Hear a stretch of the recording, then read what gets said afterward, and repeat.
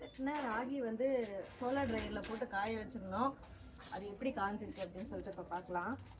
அவ்வளோ தொடவே முடியல, நல்ல பயங்கர சூப்பராக காஞ்சிருக்குங்க. இங்கே க்ளோஸ்அப்பில் கட்டாங்க பார்த்தீங்கன்னா அந்த முளை கட்டினது வந்து அப்படியே அந்த முளை நல்லா தெரியுது.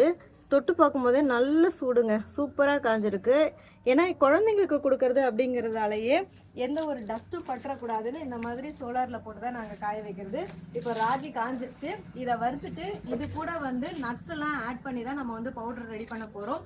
நட்ஸ் என்னெல்லாம் ஆட் பண்ணுறோம் அப்படின்னா பாதாம், பிஸ்தா, முந்திரி, மக்கானா, அப்புறம் வந்து காஞ்ச பேரிச்சம்பழம், இது எல்லாமே ஆட் பண்ணி இது எல்லாத்தையும் அரைச்சிட்டு இது கூட நாட்டு சர்க்கரையும் அதுக்கப்புறம் கொக்கோ பவுடரையும் ஆட் பண்ணி ராகி சாக்கோ பவுடராக நாங்கள் கொடுக்குறோம். இதை வந்து நீங்கள் பால்லையும் மிக்ஸ் பண்ணி குடிக்கலாம், இல்லைனா பேன் கேக்கு, பணியாரம், ப்ரௌனி அந்த மாதிரி செஞ்சும் சாப்பிடலாம். சூப்பரான டேஸ்ட் இருக்கும்.